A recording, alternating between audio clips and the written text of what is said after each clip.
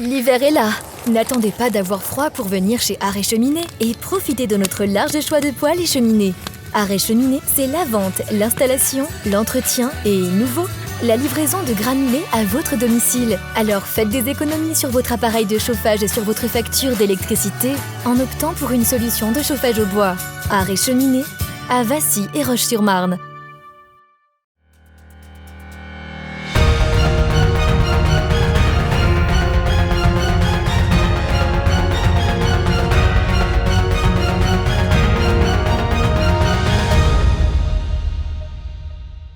Bonsoir à tous, samedi 31 octobre, bienvenue dans votre journal week-end. Tout de suite, les titres de cette édition. La fête de la Toussaint confinée, nous ferons le point avec les fleuristes qui comptent beaucoup sur cette fête, vous le verrez. Une manifestation anti-confinement avait lieu cet après-midi à Vitry-le-François, nous étions sur place. Et enfin, place à une activité phare du confinement, la lecture. Nous retrouverons en fin de journal une auteure originaire de Bar-le-Duc qui pourra nous sortir de cette actualité très liée à la Covid-19. Bien qu'ils ne fassent pas partie des commerces dits essentiels, les fleuristes ont bénéficié d'une autorisation spéciale, celle d'ouvrir jusqu'à dimanche soir, jour de la Toussaint. Une bonne nouvelle pour la profession qui comptait beaucoup sur cette fête. Néanmoins, l'inquiétude à venir est toujours présente. Nous avons rencontré certains d'entre eux à Saint-Dizier, regardez. On a le droit de rester ouvert jusqu'à dimanche, donc on va faire ce qu'on peut.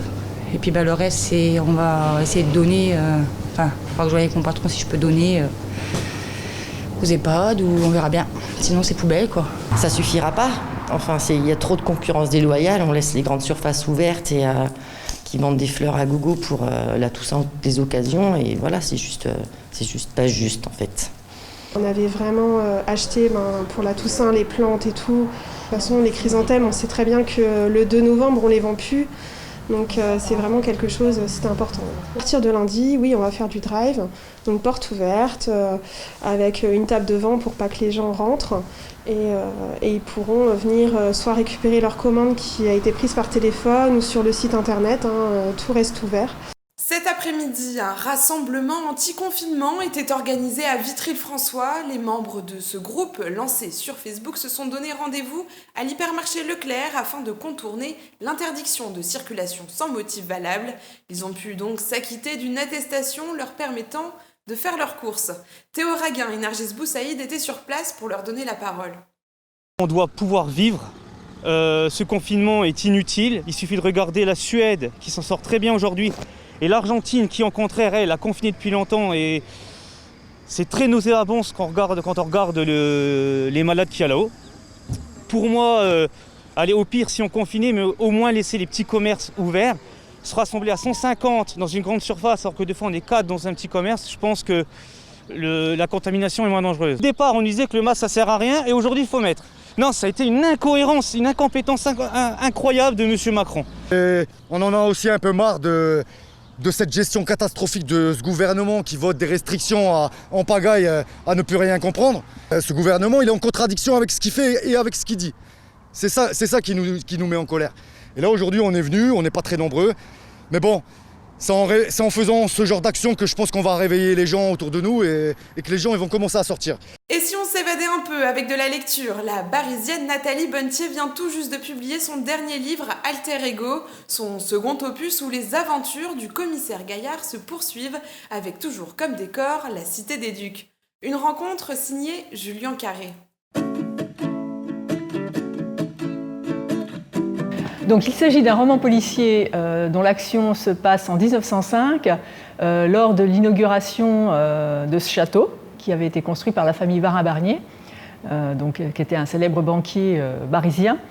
Et lors de cette inauguration, évidemment, comme tout roman policier, il y a un crime, qui se situe au niveau de la charpente, parce que cette fameuse charpente, en fait, a été construite par la famille, par M. Dikoff, Frédéric Dikoff, ingénieur barisien, selon la méthode Eiffel. Voilà. Donc il y a quelques invités très prestigieux qui sont présents lors de l'inauguration. Et il y a un crime. Voilà. Et donc le commissaire Gaillard, qui était un personnage que j'avais déjà fait œuvrer dans un précédent opus, est de retour et mène l'enquête. Voilà. Le roman policier, déjà, c'est un genre que j'affectionne en tant que lectrice. depuis petite, en fait. J'adore les romans policiers. J'aime bien les romans policiers qui ont un petit contexte historique. Donc, en fait, l'idée m'est venue d'en faire à mon tour, en fait, d'écrire le livre que j'aimerais lire en tant que lectrice. C'est-à-dire que je fais d'abord des recherches pour voir si j'ai matière première à fomenter une histoire, une intrigue. C'est d'abord le fond documentaire qui va faire ensuite l'intrigue. Donc sur la famille Varin-Barnier, je savais, c'est un endroit que j'ai toujours adoré, ce château. Donc je m'étais dit qu'un jour j'en ferais quelque chose. Et puis j'ai découvert quelques petites pistes qui m'ont donné l'idée d'une intrigue. Et puis après, voilà, évidemment, j'ai fait pas mal de recherches avant de pouvoir écrire mon roman.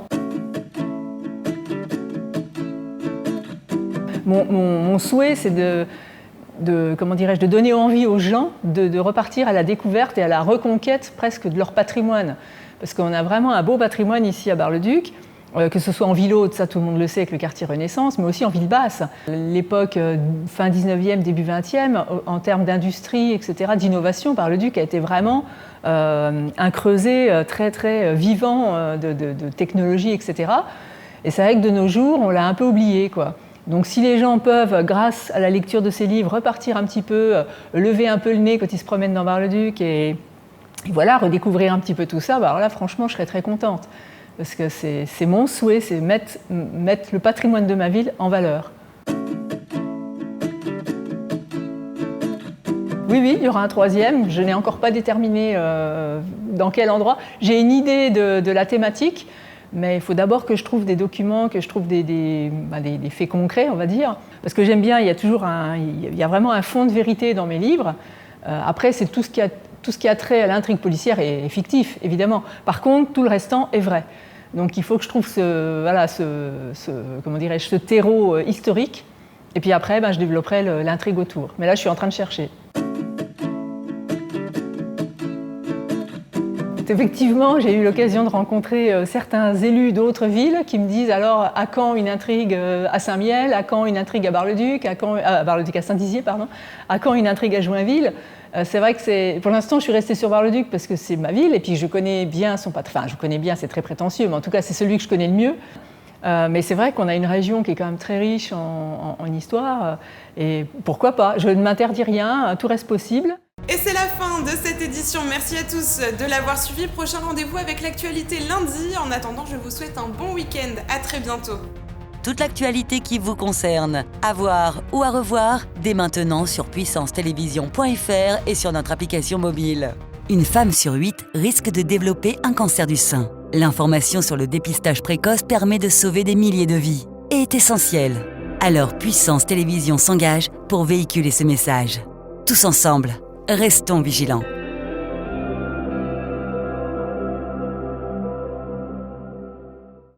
Pour vos portails et garde-corps, faites le choix de Finalu Clos 2000. Votre spécialiste depuis plus de 25 ans en zone artisanale de la tannerie à Ancerville.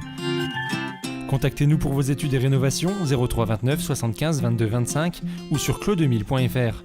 Ouvert du lundi au vendredi et le samedi sur rendez-vous.